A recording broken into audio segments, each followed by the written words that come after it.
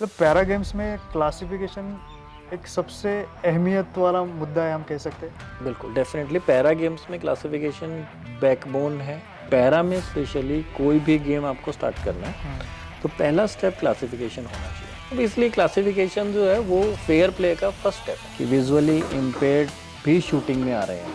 तो जब कोई भी शूटर शूट कर रहा होता है तो कान में टिक टिक टिक टिक टिक टिक टिक टिक टिक टिक टिक ऐसे साउंड आती है। 3000 हैं वो भी डिसेबल हैं, हम ये नहीं कह रहे हैं कि वो डिसेबल नहीं है, लेकिन वो शूटिंग के नॉर्म्स को फॉलो नहीं कर रहे हैं कि वो ये कहते हैं कि शूटिंग को नहीं बढ़ाना चाहते हैं, वो ये कहते हैं दूसरा गेम खेलो। मेरे पास तो सर्टिफिकेट भी है। मेरे पास सर्टिफिकेट भी है, उन्होंने मना किया। क्लासिफिकेशन जब तक आपका सही नहीं होगा, आप उस पर्टिकुलर कैटेगरी में प्रैक्टिस नहीं करोगे, आप अचीवमेंट नहीं ला सकते। हम लोग जब एक बार हमने अगर क्लासिफिकेशन किया, इन जनरल वो 3 ईयर के लिए वैलिड रखता है। 3 साल 3 साल के लिए वैलिड होता है। Having the any disability certificate does not means कि आप कोई भी पैरा स्पोर्ट्स खेल पाओगे। कंप्लीटली वॉलंटरी जॉब है, कहीं से किसी तरीके से आपको कोई पैसा नहीं मिलता है। बीइंग क्लासिफायर आपको फेयर प्ले अगर करवाना है तो डिसिजन्स आपको लेने पड़ेंगे। प्रेक्षको नमस्कार, मी विश्वजित न्यूज अनकटमध्ये आपलं स्वागत करतो। तुम्हाला माहिती आहे की जगभरात, देशातही, राज्यातही आणि जगभरात पॅरा गेम्सचं मोठ्या प्रमाणात आयोजन केलं जातं। पॅरा ॲथलीट्स बऱ्याच मोठ्या प्रमाणात वेगवेगळ्या स्पर्धांमधून सहभागी होत असतात। हे पॅरा ॲथलीट्स, पॅरा जे स्पोर्ट्समॅन आहेत, त्यांचं जर विचार करायचा झाला तर प्रत्येकाची काहीतरी वेगवेगळी दिव्यांगता असते। प्रत्येकाच्या दिव्यांगत्वाचा प्रकार काहीसा वेगळा असतो आणि एक त्यांना एका समान पातळीवर, एका समान खेळावर, समान खेळासाठी सगळ्यांना एक पातळीवर आणून तो खेळ खेळणं, हे खरंच एक जिकिरीचं काम आहे। आणि हे क्लासिफिकेशन करण्यासाठी काय-काय प्रकार असतात, काय-काय प्रकारची प्रोसेस केली जाते, हे थोडंसं किचकट काम आहे। आणि या विषयाची चर्चा करण्यासाठी आज आपल्यासोबत आहेत India's only international medical classifier doctor Pawan Kumar sir. Sir, आपका स्वागत है न्यूज़ एंकर में। नमस्कार। पहले आपके बारे में बताइए, ये इंडियाज़ मतलब ये इंटरनेशनल मेडिकल क्लासिफायर जो है, तो ये मतलब ये क्या रहता है और एग्जैक्टली आप ये काम कैसे करते हो? पहले आपके बारे में बताइए। देखिए, जो हमारा काम है क्लासिफिकेशन का, तो क्लासिफिकेशन में क्या होता है कि हम लोग जितने भी हमारे पास एथलीट्स आते हैं या जितने भी स्पोर्ट्स पर्सन्स आते हैं, उनका डिसेबिलिटी जो है उसको जांच करना और उसके हिसाब से जो इंटरनेशनल जो हमारे मापदंड हैं, जो इंटरनेशनल हमारे रूल्स रेगुलेशंस हैं, उसके अकॉर्डिंगली हमें उनको चेक करना कि वो किसी भी गेम के लिए खेल एलिजिबल हैं या नहीं है। अच्छा। यहाँ पे हमारे पास 2 मेन चीज़ें आती हैं। फर्स्ट इज़ कि जो है इम्पेयरमेंट है हमारी, वो एलिजिबल टाइप ऑफ इम्पेयरमेंट है या नहीं है। सेकंड होता है कि वो मिनिमल एलिजिबल क्राइटेरिया MIC जो हम बोलते हैं, अच्छा। वो होता है। अब मैं दोनों को एक बार थोड़ा सा ब्रीफली आपको बताऊंगा कि इम्पेयरमेंट, टाइप ऑफ इम्पेयरमेंट जो है, अगर आप डिसेबिलिटी की बात करते हो तो डिसेबिलिटी में आपने देखा होगा कि कोई भी एक फिक्स पैटर्न नहीं होता है डिसेबिलिटी का। जी। किसी को एक्सीडेंट हुआ तो हो सकता है हाथ में चोट लगी, पैर में चोट लगी, कमर में चोट लगी या सिर में चोट लगी। सबका एक डिफरेंट डिफरेंट पैटर्न है, ठीक है। हाथ में अगर चोट लगी तो एक अलग उसका डिसेबिलिटी होगा, पैर में अगर चोट लग रही है तो अलग टाइप से डिसेबिलिटी होगा। अगर कमर में चोट लगी है तो हो सकता है कि दोनों पैर काम ना करें। ऊपर अगर गर्दन में लगी है हो सकता है हाथ और पैर काम ना करें। सिर में चोट लगी है तो उसका एक अपना ही अलग रहता है कि हो सकता है एक साइड का हाथ पैर काम ना करें या किसी भी टाइप की अलग से डिसेबिलिटीज़। ये डिसेबिलिटीज़ हो गई हमारा, अगर हम कहें कि एक्सीडेंट से रिलेटेड अगर कुछ ऐसी होती हैं। कुछ डिसेबिलिटीज़ होती हैं जो बाय बर्थ होती हैं कि अगर अब आप चेक देखते हो कभी कि बच्चा जो है पैदा हुआ तो पैदा होते टाइम अगर रोया नहीं है या लेट रोया है, या कोई पैदा होने के टाइम पे कोई और कॉम्प्लिकेशंस आ गई हैं जिसकी वजह से ऑक्सीजन फ्लो कम हुआ या किसी और कॉम्प्लिकेशंस की वजह से उसमें डिसेबिलिटीज़ आती हैं। क्योंकि ब्रेन में अगर ऑक्सीजन नहीं पहुंच रहा है टाइम पे, अगर ब्लड टाइम पे नहीं पहुंच रहा है ऑक्सीजनेटेड ब्लड, तो किसी ना किसी टाइप की डिसेबिलिटीज़, या क्योंकि ब्रेन सेल्स की जब इंसल्ट होती है तो सारा बॉडी हमारी ब्रेन से ही कंट्रोल होती है। बराबर। तो जिस ऑर्गन्स में या जिस हम ये कहें कि सेल्स में ब्रेन के जिस पार्ट में जो है ऑक्सीजन नहीं पहुंचा है, तो उसके कॉरस्पॉन्डिंग जो है हाथ में, पैरों में या शरीर में डिसेबिलिटीज़ आने स्टार्ट हो जाते हैं। अगेन उसका भी कोई फिक्स पैटर्न नहीं है। ठीक है। तो इस टाइप से डिसेबिलिटीज़ अलग-अलग तरह की है। अलग अलग तरह की होती है। तो उनको ये जांचना कि ये डिसेबिलिटी, इस टाइप की डिसेबिलिटीज़ जो हैं वो पर्टिकुलर किसी भी गेम के लिए ठीक है या नहीं है, अच्छा। उस गेम के लिए जो है बंदा कर सकता है या नहीं कर सकता है। तो this is type of impairment कि किस टाइप की इम्पेयरमेंट है, और वो इम्पेयरमेंट हमारे स्पोर्ट्स के लिए, अगर मैं जैसे शूटिंग की बात करूं, तो वो इम्पेयरमेंट शूटिंग के लिए एलिजिबल टाइप ऑफ इम्पेयरमेंट्स हैं या नहीं है। ये नॉर्म्स जो हैं इंटरनेशनली बने हुए हैं और पूरे world wide same norms follow होता है। जो नॉर्म्स बनाती है आईपीसी, इंटरनेशनल पैरालंपिक कमेटी जो है हमारी, अच्छा, वो ये नॉर्म्स बनाती है और पूरे world wide same norms follow follow किया जाता है। पूरे वर्ल्ड में। पूरे ऐसा नहीं है कि इंडिया में ऐसा हो गया या दूसरी कंट्री में हम ऐसा कर रहे हैं। तो पूरे वर्ल्ड वाइड सेम नॉर्म्स जो हैं वो फॉलो होते हैं। बराबर। ठीक है। तो उस नॉर्म्स के हिसाब से ही हमें टाइप ऑफ इम्पेयरमेंट चेक करना है कि वो टाइप ऑफ इम्पेयरमेंट हो सकता है या नहीं हो सकता है। एक एग्जांपल मैं बताऊंगा। जैसे अगर फिजिकल इम्पेयरमेंट है, तो फिजिकल इम्पेयरमेंट का जो भी अगर कोई हमारा एथलीट है वो शूटिंग में पार्टिसिपेट कर सकता है। ठीक है।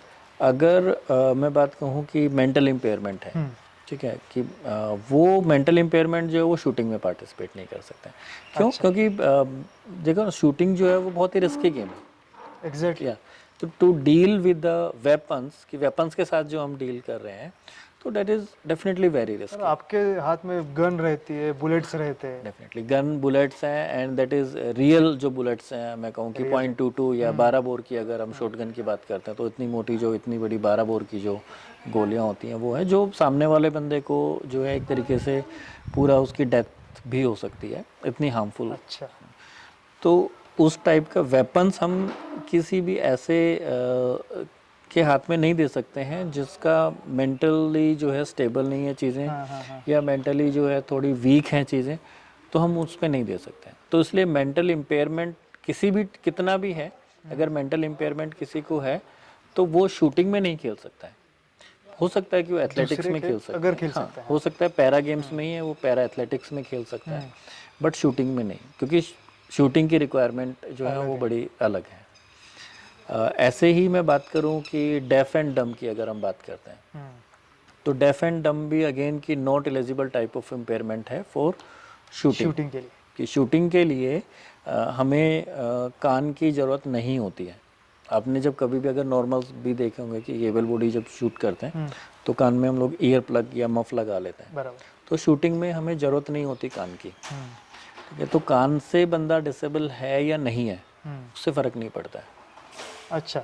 तो वो जो है पैरा गेम्स में नहीं खेलेंगे, क्योंकि हमारी जो शूटिंग की एक्टिविटीज़ अगर आप देखें, या एक फेज़ आप देखते हो कि शूटिंग में आपने पिस्टल पकड़नी है, पिस्टल उठाना है, पिस्टल चलाना है, उसमें कान का कहीं रोल नहीं है। बट आप इंस्ट्रक्शंस देते हो, अटेंशन, फायर, तो हाँ, इंस्ट्रक्शंस जो देते हैं that they are verbal instructions, but वो मफ लगा होता है। अच्छा। ठीक है। तो वो डिसेबिलिटीज़ में काउंट नहीं होगा हमारा। ओके। ठीक है, वो डिसेबिलिटीज़ में काउंट नहीं होगा। अच्छा। इसी टाइप से तो जो जैसे मेंटल डिसेबिलिटीज़ हमारी हो गई हैं, या फिर हमारी जो है डेफ एंड डम बोलने वाली जो है, तो बोलने की भी हमें रिक्वायरमेंट नहीं होती है। तो उसमें हाँ एक ब्यूटी यहाँ पे है कि अभी वर्ल्ड वाइड एक पैरा में कैटेगरी बनी है नई, दैट इज़ विजुअली इम्पेयर्ड, कि विजुअली इम्पेयर्ड भी शूटिंग में आ रहे हैं। अच्छा। हाँ, और हमने इंडिया में भी वो इंट्रोड्यूस किया है, लगभग 3 या 4 साल हो गए हैं हमें, कि विजुअली इम्पेयर्ड जो शूटर्स हैं वो हमारे पास शूटिंग कर रहे हैं। अच्छा, तो ये पॉसिबल है। हाँ, ये विजुअली इम्पेयर्ड भी जो है शूटिंग कर सकते हैं, ये पॉसिबल है। मेरे पास 4 एथलीट हैं जो कि इंटरनेशनली क्लासिफाइड भी हैं फॉर विजुअली इम्पेयर्ड शूटिंग। उसमें क्या होता है कि आपकी आइज़ पूरी क्लोज होती हैं, definitely some degree of visually impairment जो है वो चाहिए होता है उसमें, उसके भी नॉर्म्स पूरे फिक्स हैं। उसके बाद आपके आइज़ पूरा जो है बंद कर दी जाती है। एंड विजुअली इम्पेयर्ड शूटिंग जो है ओनली राइफल में होता है, पिस्टल में अभी नहीं इंट्रोड्यूस हुआ है। तो एक डिवाइस राइफल पे लगी होती है और एक डिवाइस सामने टारगेट पे लगी होती है, उसी का एक पार्ट जो सामने टारगेट पे लगा होता है, और थ्रू इंफ्रारेड वो कनेक्टेड होती है। अच्छा। एंड जो हमारे ऑडियो सिग्नल्स आते हैं जो राइफल पे डिवाइस लगी होती है उसके थ्रू कान में हमारे ऑडियो सिग्नल्स आते हैं। अच्छा। तो जब कोई भी शूटर शूट कर रहा होता है तो कान में टिक टिक टिक टिक टिक टिक टिक टिक टिक टिक टिक ऐसे साउंड आती है, टी, ठीक है। तो वो साउंड के हिसाब से उसको शूट करना होता है अच्छा, ओके। कि वो टारगेट जो है कितना पास में जा रहा है, उस साउंड के हिसाब से शूट करना होता है। अच्छा। तो ये बहुत अच्छा वो है और अभी इंडिया में भी चल रहा है। जैसे मैंने बताया कि 4 शूटर्स हैं मेरे पास जो इंडिया में जो विजुअली इम्पेयर्ड शूटिंग कर रहे हैं। तो टाइप ऑफ इम्पेयरमेंट डिसाइड करना पहला स्टेप है। उसके बाद नेक्स्ट स्टेप हमारा आता है कि मिनिमल एलिजिबिलिटी क्राइटेरिया, ये चेक करना कि जो इम्पेयरमेंट है, अब वो एलिजिबल टाइप ऑफ इम्पेयरमेंट तो हो गया कि ठीक है, जैसे फिजिकल इम्पेयरमेंट है तो फिजिकल बंदा खेल सकता है, लेकिन फिजिकल में भी कौन खेल सकता है, हाँ, वो उसके रूल्स भी बने हुए norms हैं, है। उसके नॉर्म्स बने हुए हैं। हाँ। ऐसा नहीं है कि फिजिकल इम्पेयरमेंट किसी को भी है तो वो खेल सकता है, अच्छा। नहीं, फिजिकल के भी नॉर्म्स बने हुए हैं कि इतनी इम्पेयरमेंट अगर होगी या इस टाइप की इम्पेयरमेंट होगी तो वो खेलना होता है। तो वही शूटिंग सारे के लिए अलग। शूटिंग के लिए, नॉट ओनली शूटिंग, वो सारे स्पोर्ट्स के लिए अलग अलग अलग अलग है। रूल्स हैं। शूटिंग के अलग रूल्स हैं क्योंकि शूटिंग की रिक्वायरमेंट अलग अलग है। है। एथलेटिक्स के अलग रूल्स हैं क्योंकि एथलेटिक्स की रिक्वायरमेंट अलग है। बराबर। स्विमिंग के अलग रूल्स हैं क्योंकि स्विमिंग की रिक्वायरमेंट्स अलग है। एग्जैक्टली। ठीक है, तो हर एक गेम की रिक्वायरमेंट के हिसाब से जो नॉर्म्स बने हुए हैं उन नॉर्म्स को हमें फॉलो करके तब क्लासिफिकेशंस करना होता है। क्लासिफिकेशन होता है कि बेसिकली आपने चेक किया एलिजिबल टाइप ऑफ इम्पेयरमेंट है या नहीं है, फिर चेक किया कि मिनिमल एलिजिबिलिटी क्राइटेरिया को मीट आउट करता है या नहीं करता है कोई भी एथलीट, कि एटलीस्ट उतना उसकी जो है एलिजिबिलिटी, उतनी उसकी जो है डिसेबिलिटीज़ होनी चाहिए कि जो minimal eligible type of impairment है उसमें उसको मीट आउट करें। अगर मैं एक एग्जांपल बताता हूँ कि जैसे अपर लिम है, कि अपर लिम है तो अपर लिम में जो रूल्स हमारे शूटिंग के, एक ग्रोसली बताता हूँ कि हम लोग 5 उसमें डिसाइड वो करते हैं, सॉरी, हम लोग 5 उसमें डिसाइड करते हैं कि 5 पॉइंट्स होते हैं हमारे किसी भी, जैसे अगर एल्बो की स्ट्रेंथ है तो उसके लिए 5 ग्रेड होता है। अच्छा। तो उस हिसाब से हम लोग नंबरिंग देते हैं। तो नंबरिंग में हाथ में जो है कम से कम 30 लोस पॉइंट होने चाहिए हमारे पास। अगर 30 लोस पॉइंट हैं तो बंदा शूटिंग में आ सकता है। अगर 20 लोस पॉइंट है या 20 से कम लोस पॉइंट है या 25 भी लोस पॉइंट है तो वो शूटिंग में नहीं आ सकता। ठीक है, तो इस टाइप से अलग अलग नॉर्म्स बने हुए हैं। हमें उन नॉर्म्स के हिसाब से उसका असेसमेंट करना होता है और असेसमेंट के बाद फिर हमें उनकी क्लस्टरिंग करनी होती है। क्लस्टरिंग का मतलब हो गया कि ग्रुपिंग कह सकते हैं। ग्रुपिंग कह सकते हैं हम, कि जितनी डिग्री ऑफ इम्पेयरमेंट जो है तो वो एक टाइप की डिग्री ऑफ इम्पेयरमेंट के जैसा एक क्लस्टर हम बन गया, जिसको कैटेगरी कहते हैं हम। अच्छा। कि एक कैटेगरी हमने बनाई कि उस कैटेगरी में वो लोग खेलेंगे, तो उनकी इम्पेयरमेंट ऑलमोस्ट सिमिलर टाइप्स की हो गई। अच्छा। ऐसा नहीं है क्योंकि अगर किसी की इम्पेयरमेंट ज़्यादा है और किसी की इम्पेयरमेंट बहुत कम है और दोनों ही अगर एलिजिबल हैं तो दोनों को आप आपस में compete नहीं करवा सकते, एग्जैक्टली। क्योंकि that want be the fair play. बराबर। किसी की अगर ज़्यादा इम्पेयरमेंट है और कम इम्पेयरमेंट वालों के साथ साथ में नहीं खिला तो सकते। नहीं खिला सकते। तो इसलिए पैरा में आप देखोगे कि कैटेगरीज बनी होती हैं, तो अलग अलग SH1 वगैरह ये कैटेगरीज है। ये कैटेगरीज हैं कि अच्छा। SH1 SH2, फिर हाँ। SH1 में भी अलग अलग आ जाता है A B एंड C। ए का मतलब होता है कि जो बिना बैकरेस्ट के साथ होता है, बी का मतलब बैकरेस्ट के साथ होता है, सी का मतलब थोड़ा और हाई बैकरेस्ट होता है। अच्छा। तो ये सारी कैटेगरीज हैं। तो ये हम लोग सारा असेस करते हैं और असेस करने के साथ ही जो है उनको ये कैटेगरीज डिवाइड करते हैं। तो बेसिकली हमारा पर्पज़ यही होता है कि चेक करना और साथ में एक फेयर प्ले को बढ़ाना कि जो खेल रहे हैं वो सेम कैटेगरी में खेलें। बराबर। फेयर गेम के लिए। फेयर गेम के लिए ये क्लासिफिकेशन प्रोसेस होता है। तो ये शूटिंग तो अलग है, मतलब ये खेल ही अलग है। तो इसके लिए आपको एक लेवल पे लाने के लिए सब क्या क्या चैलेंजेस आते हैं? चैलेंजेस हमारे पास अगर मैं इंडिया में कहूँ तो इंडिया में 2016-17 से मैं जो है क्लासिफिकेशन कर रहा हूँ। अच्छा। इनफैक्ट इंडिया में प्रॉपर अगर शूटिंग का क्लासिफिकेशन कहें तो मैंने स्टार्ट किया 2017 से। अच्छा। जब मैंने स्टार्ट किया था तो उस टाइम पे ऑलमोस्ट 7-8 एथलीट्स थे मेरे पास, जो पैरा में थे और जो लोग शूटिंग करते थे। उसके बाद फिर हमने ड्राइव स्टार्ट किए क्लासिफिकेशन के, क्योंकि किसी भी स्पोर्ट्स को अगर आपको बढ़ाना है तो उसके साथ डेफिनेटली मेहनत तो आपको करनी पड़ेगी। तो हमने क्लासिफिकेशन ड्राइव स्टार्ट किए। तो हम लोगों ने बहुत जगह जगह पे जाके जो है सारे क्लासिफिकेशंस हम लोग करते थे, कांटेक्ट में जितने भी लोग हमसे कांटेक्ट करते थे उनको हम लोग एक जगह पे बुलाते थे और उनको बुला के फिर हमने जो है क्लासिफिकेशंस करना स्टार्ट किया। जो लोग एलिजिबल होते थे उनको अपने साथ जोड़ना स्टार्ट किया कि आओ सब लोग मिलो। फिर हम गेम जो है हमने स्टार्ट किया अपने पैराशूटिंग के जो गेम्स हैं वो सब स्टार्ट किए। तो चैलेंजेस की बात अगर मैं करूं कि जैसे लाइक इंडिया में हमने मैं अगर अपना बताता हूं तो 4000 के आसपास मैंने लोगों को असेस किया। अरे वाह। और 4000 में से लगभग 1000 जो एथलीट्स ऐसे निकले जो शूटिंग के नॉर्म्स पे खरे उतरे और शूटिंग कर सकते हैं उसके लिए जो एलिजिबल हैं। और मतलब बाकी 3000 नहीं नहीं हुए तो एलिजिबल। ये सबसे बड़ा चैलेंज है अच्छा। कि जो 3000 हैं वो भी डिसेबल हैं।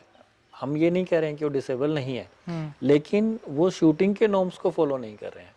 हाँ। हो सकता है वो एथलेटिक के नॉर्म्स को फॉलो करे, हो सकता है वो पैरा स्विमिंग के नॉर्म्स को फॉलो करे, हो सकता है वो पैरा पावर लिफ्टिंग के नॉर्म्स को फॉलो करे, बट शूटिंग के नॉर्म्स को फॉलो नहीं किए। तो ये सबसे बड़ा चैलेंज है कि किसी भी डिसेबल एथलीट को मना करना कि नहीं आप ये गेम नहीं खेल सकते हो, हाँ। वो एक बहुत बड़ा चैलेंजिंग फैक्टर होता है। बट क्योंकि हमें गेम को बढ़ावा देना है, फेयर प्ले हमें करवाना है, तो ये डिसीजंस भी हमें बहुत लेने पड़ते हैं। तो मतलब कैसी कैसी दिक्कतें आई है अभी तक? दिक्कतें बहुत ज़्यादा आती हैं कि जैसा आप देखोगे कि इंडिया में तो हम लोग दिव्यांग फ्रेंडली या होते ही हैं, सरकार भी पूरा सपोर्ट करती है। तो कई बार दिक्कतें ऐसी आती है कि अगर किसी भी दिव्यांग एथलीट को आपने कहा कि नहीं आप ये नहीं खेल सकते हो, तो दिव्यांग, और हमारी कोशिश होती है जब भी हम कभी ऐसे डिसीजन लेने होते हैं तो हम उनको समझाते हैं पूरा हाँ। कि ये प्रोसेस होता है, इन नॉर्म्स को हमें फॉलो करना है और इन नॉर्म्स के अकॉर्डिंग आप नहीं खेल पा रहे हो सकता है कि आप किसी दूसरे गेम में जाइए, हो सकता है दूसरे पैरा गेम में आप खेल पाओ, लेकिन शूटिंग के लिए आप फिट नहीं हो। शूटिंग के लिए आप फिट नहीं हो। तो सबसे पहली तो मेरी कंप्लेन या कहें कि यही हो जाती है कि जी आपके क्लासीफायर ने बोला कि दूसरा गेम खेलो, वो शूटिंग को नहीं बढ़ाना चाहते हैं। तो सबसे पहली चीज़ ये हो जाती है कि वो ये कहते हैं कि शूटिंग को नहीं बढ़ाना चाहते हैं, वो ये कहते हैं दूसरा गेम खेलो। मेरे पास तो सर्टिफिकेट भी है। मेरे पास सर्टिफिकेट भी है, उन्होंने मना किया।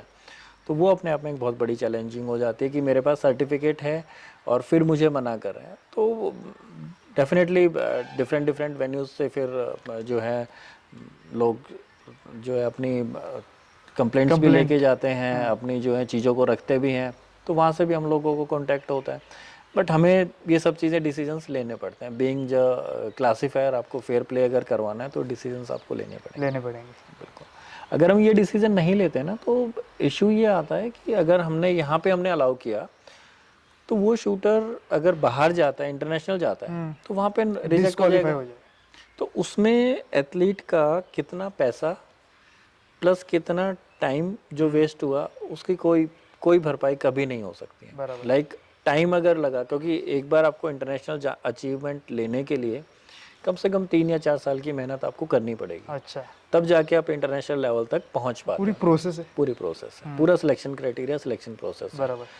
और आप इतनी मेहनत और इतना पैसा लगा के आप जाते हो इंटरनेशनल लेवल पे और वहाँ जाके आप सब क्लासिफिकेशन में रिजेक्ट हो जाते हो, तो वो बहुत डिसहार्टनिंग होता है। बराबर। वो बहुत बहुत डिसहार्टनिंग होता है। टचवुड हमारे पास इंडिया में कभी ऐसा केस नहीं हुआ है, क्योंकि हम लोग जो है प्रॉपरली फेयर सिस्टम से चलते हैं। और तो हमारा अभी तक जो रेट है वो सक्सेस रेट मैं कहूँगा कि 100% है। लेकिन ये भी बात है ना कि मतलब अगर आपने सिलेक्ट किया उसे, अगर वो अनफिट होगा तब भी, तो जो अदर प्लेयर्स है उनके साथ भी हाँ, उनके साथ भी फेयर प्ले नहीं होगा। हम लोग उनके साथ भी ज्यादती कर रहे हैं, हम लोग उनके साथ भी इंसाफ नहीं कर रहे हैं कि अगर किसी की डिग्री ऑफ डिसेबिलिटी सपोज करो कम है और हमने उसको खिला लिया, तो जो उस कैटेगरी में खेल रहा है उसके साथ तो फेयर प्ले नहीं हुआ, नहीं होगा। तो उसके साथ तो हमने नाइंसाफी की है।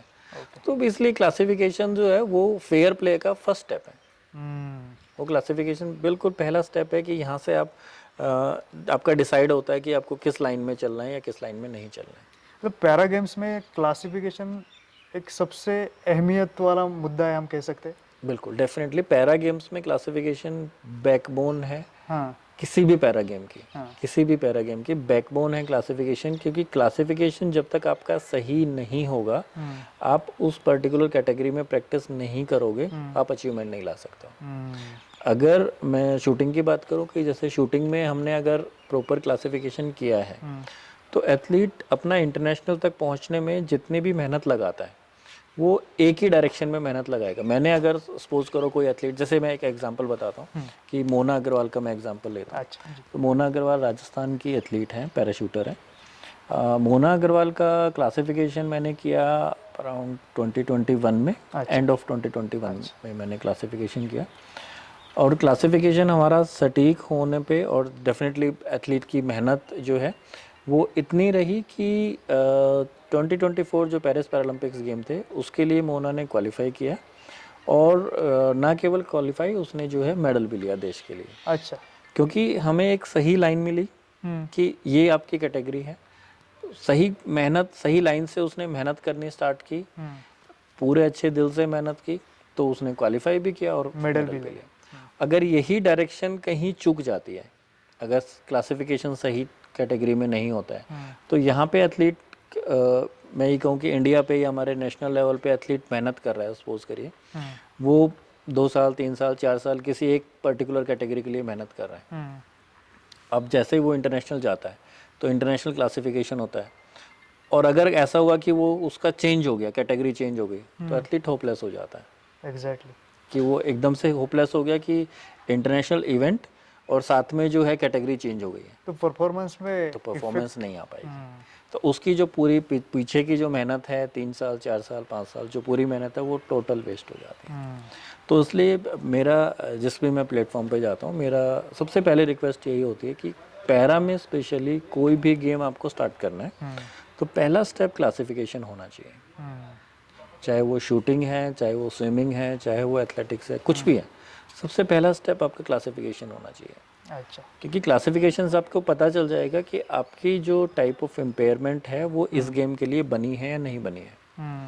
हमारे साथ जब अभी रिलेटिवली ये चीज़ें कम हुई हैं, जब मैंने इंडिया में स्टार्ट किया था, मैं बता रहा हूँ कि 2016-17 में जब मैंने स्टार्ट किया, तो ये बहुत सारे इश्यूज आए हमारे साथ। चैलेंजेस इतने आए कि एथलीट हमारे पास आते हैं, हम क्लासिफिकेशन करते हैं, और उसके बाद फिर जो अगर एलिजिबल टाइप ऑफ इम्पेयरमेंट नहीं है तो मना करते हैं कि नहीं, नहीं हो सकता। बराबर। हाँ। चैलेंजेस इतने होते हैं, इतने आए कि जी मैं 2 साल से शूटिंग कर रहा हूँ, मैंने ये वेपन ले लिया है, मैंने इतने टाइम जो है उसमें निकाल दिया है, पूरा कोचिंग में कर रहा हूँ, तो पर इतना आप कह पैसा रहे मेरा आप खर्च हो गया, और आप कह रहे हैं एलिजिबल नहीं। जी मैं एलिजिबल नहीं हूँ, हाँ। मेरे पास तो सर्टिफिकेट है। तो ये चैलेंजेस बहुत ज़्यादा है हमारे पास। अभी तो हम लोग जो है डिफरेंट डिफरेंट पेरिफेरीज में जो कोचेज़ हैं, जो एकेडमीज़ हैं, उनको हमारे हर प्लेटफॉर्म पे ही होता है कि किसी भी एथलीट को शूटिंग स्टार्ट करने से पहले आप क्लासिफिकेशन करवाइएगा, कि क्लासिफिकेशन जब होगा तब पता चलेगा कि शूटिंग कर सकते हैं या नहीं कर सकते हैं। ये पहले डिसाइड करना चाहिए। पहले डिसाइड करके बराबर। उसके बाद अगर मेहनत करते हैं तो डेफिनेटली मेहनत जो है बहुत अच्छी होगी और कामयाब होगी। एग्जैक्टली। तो ये वाली चीज़ें जो है, क्लासिफिकेशन का रोल यहाँ बहुत बड़ा रोल होता है। मी सांगू इच्छितो की सर जे आहेत ते भारतातले एकमेव इंटरनेशनल मेडिकल क्लासिफायर आहेत। सर, अब मुझे बताइए कि ये प्रोसेस कैसा रहता है क्लासिफिकेशन का? क्लासिफिकेशन के प्रोसेस में एथलीट जब भी आता है तो शूटिंग की अगर मैं बात करता हूँ, तो शूटिंग में जो एलिजिबल टाइप ऑफ इम्पेयरमेंट है वो मोर और लेस फिजिकल इम्पेयरमेंट है, वो एलिजिबल टाइप की रहती है।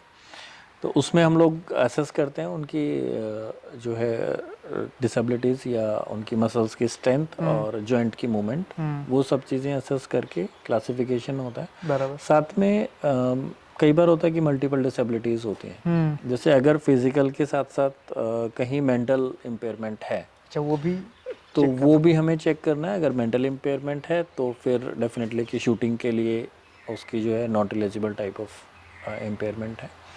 तो इसलिए अलग अलग क्राइटेरियाज के हिसाब से हमें उस सारे रूल्स को फॉलो करते हुए चीज़ें जानी होती हैं। फॉर एग्जांपल अभी हमने देखा कि निहाल सिंह खेल रहे थे। निहाल सिंह तो इंटरनेशनल में भी खेले, मतलब पैरालंपिक में। तो आपको पता है कि ये स्पोर्ट्समैन, ये बंदा, ये तो एलिजिबल है, तो फिर आप उसका वापस उसका पूरा क्लासिफिकेशन करना पड़ता है। हाँ, ये एक्चुअल में क्या होता है ना कि ये गाइडलाइंस हैं।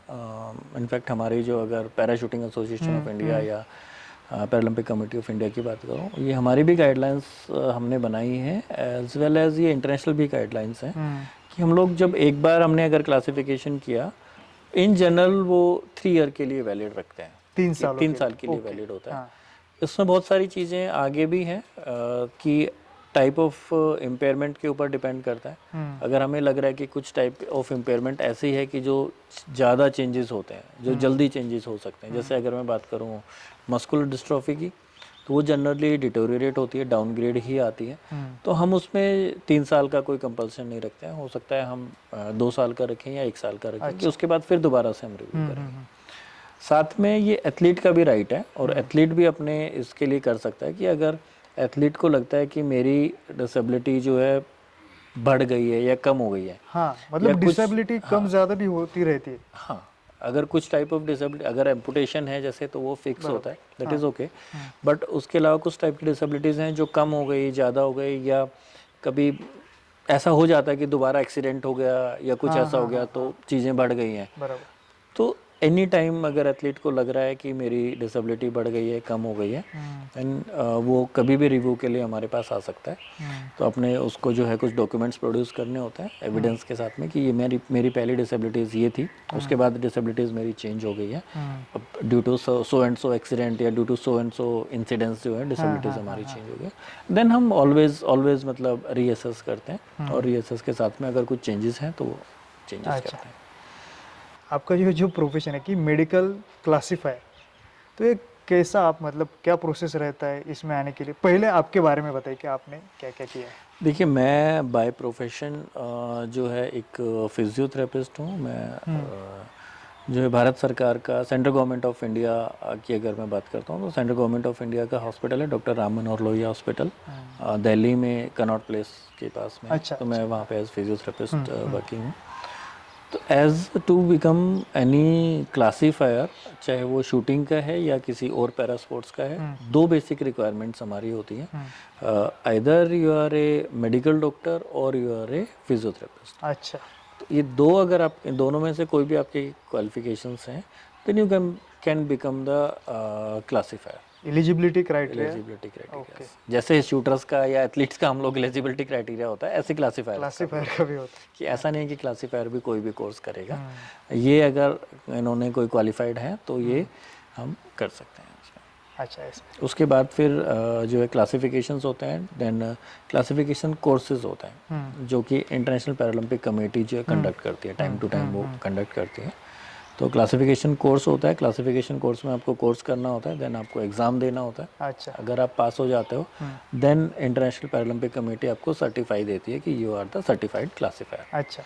और उस सर्टिफिकेट भी जो है आपको लाइसेंस मिलता है basically. I have the like my licence will expire in 28।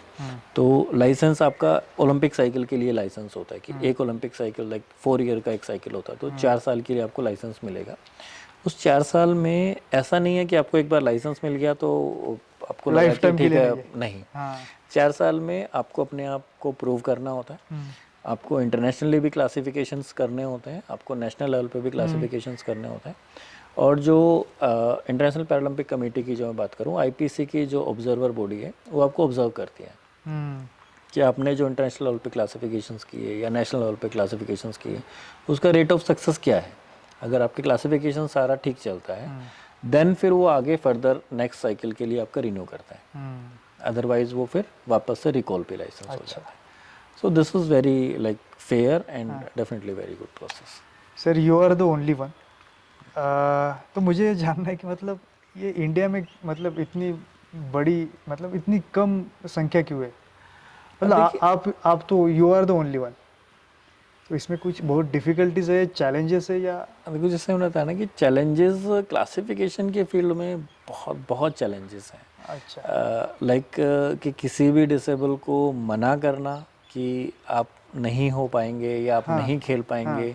तो जैसे मैंने बताया ना कि वो डिसेबल एथलीट जो है वो सामने किसी भी लेवल तक जा सकता है, चाहे वो कोर्ट में जाता है या फिर जो है डिसेबिलिटी कमिश्नर या ब्यूरोक्रेट्स या पॉलिटिशियंस, डेफिनेटली जिसका जिस टाइप से अपना रहता है, तो वो कहीं भी जाके जो है चीज़ों को एक्सप्लोर करने की कोशिश करता है। तो वो सारे चैलेंजेस कि वहाँ से आप पे प्रेशर आना, साथ में पॉलिटिकल प्रेशर का हो या फैमिली प्रेशर का हो या ब्यूरोक्रेट्स प्रेशर, हर टाइप के प्रेशर्स आपके पास आते हैं कि अगर डिसेबिलिटी सर्टिफिकेट है और फिर भी ये क्यों नहीं आप खिला रहे हो। बराबर। तो वो चीज़ें, उन चीज़ों का जवाब देना बड़ा डिफ़िकल्ट रहता है कि आप रूल्स हर इंसान को नहीं समझा पाते हो। बराबर। जैसे लाइक अगर मैं बात करूँ कि कोर्ट्स में भी अगर अगर हमें जाना होता है तो पहली या दूसरी हियरिंग्स तो हमारी ऐसी होती है कि हम अगर सामने जज हैं तो उनको समझा रहे होते हैं कि having the any disability certificate does not means कि आप कोई भी पैरा स्पोर्ट्स खेल पाओगे। जी। पैरा स्पोर्ट्स के लिए अलग से रूल्स बने हुए हैं जो कि इंटरनेशनल पैरालंपिक कमेटी बनाती है। दोनों गाइडलाइंस डिफरेंट है। यहाँ एक चीज़ समझना बहुत ज़रूरी है, इसमें टाइप ऑफ स्पोर्ट्स उसकी भी अलग अलग गाइडलाइंस हैं। लाइक शूटिंग की गाइडलाइंस अलग बराबर। है, हाँ। एथलेटिक्स की गाइडलाइंस अलग हैं, बराबर। स्विमिंग की गाइडलाइंस अलग हैं। क्यों? क्योंकि उन गेम्स के रिक्वायरमेंट के हिसाब से गाइडलाइंस बनती हैं। एग्जैक्टली। ठीक है, जैसे कि अगर शूटिंग की गाइडलाइंस हैं हमारी, तो हो सकता है कि कोई एथलीट शूटिंग में अगर नहीं आ पाता है, हो सकता है वो एथलीट एथलेटिक्स में खेले, वहाँ पे वो एलिजिबल हो जाए। हो सकता है स्विमिंग में वो एलिजिबल हो जाए, पावर लिफ्टिंग में एलिजिबल हो जाए। तो उस टाइप से, क्योंकि हर गेम की अलग अलग गाइडलाइंस। बराबर। ठीक है, तो यहाँ पे हमारी बात आती है कि गाइडलाइंस को हमें फॉलो करके फिर चलना पड़ता है। वो तो प्रेशर एक रहता है। वो प्रेशर है। अदर चैलेंजेस क्या है? अदर चैलेंजेस बात करूं कि जैसे अगर मैं क्लासिफिकेशन की बात करूं, कम्प्लीटली वॉलेंटरी जॉब है। अच्छा। कहीं से किसी तरीके से आपको कोई पैसा नहीं मिलता है क्लासिफिकेशन अच्छा। के लिए। This is completely voluntary job. ठीक है, साथ में आपको सारा एक्सप्लोर करना होता है कि पेरीफेरी में आप जाएंगे, आपने जाके जो है पैरा एथलीट्स को ढूंढना, फिर उनको क्लासीफायर करना, क्लासीफायर करने के बाद जो है उनको मोटिवेट करना कि आप ये खेल सकते हो। शूटिंग की अगर मैं बात करूं तो शूटिंग थोड़ा एक्सपेंसिव गेम भी है। थोड़ा डिफरेंट है कि शूटिंग रेंजेस जैसे मैं कहूँ कि हर शहर में अवेलेबल नहीं होती नहीं है। होता। ठीक है, तो अगर कोई शूटिंग के लिए करना चाह रहा है तो उसको वहाँ शिफ्ट होना पड़ेगा जहाँ पे रेंजेस अवेलेबल हैं। चाहे अब, क्योंकि बीइंग डिसेबल पर्सन अकेले शिफ्ट होना बड़ा डिफिकल्ट होता है। एग्जैक्टली। तो उनको या तो अपनी फैमिली मेम्बर्स के साथ शिफ्ट होना या वो सब चीज़ें करनी पड़ती हैं जो कि काफ़ी डिफिकल्ट होता है। चॅलेंजेस तर चॅलेंजेस होता है उसमें काफ़ी। Thank you so much sir. आपने ये मतलब ही जी गोष्ट आहे की आपण पाहतो की पॅरा गेम्स पार पडतात वेगवेगळ्या प्रकारच्या, पण याच्या मागे जे क्लासिफिकेशन वगैरे होतं, तर याचे क्लासिफिकेशन का महत्त्वाचं आहे आणि ते कसं पार पडतं, याविषयीची सगळी माहिती सरांनी आपल्याला दिली. त्याबद्दल सर आपके तहे दिल से शुभकामना. Thank you thank you so much sir.